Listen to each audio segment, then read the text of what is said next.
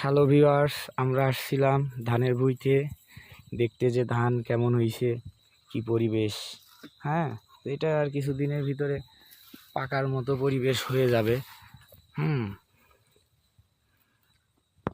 দেখেন আপনারা যদি খেয়াল করেন, হ্যাঁ, নিচের লুকটা এমন, এই আর কি। আর এই হচ্ছে উপরের ভিউটা। সামনে একটা বাগান আছে, ওদিকেই আমরা গুটি গুটি পাই।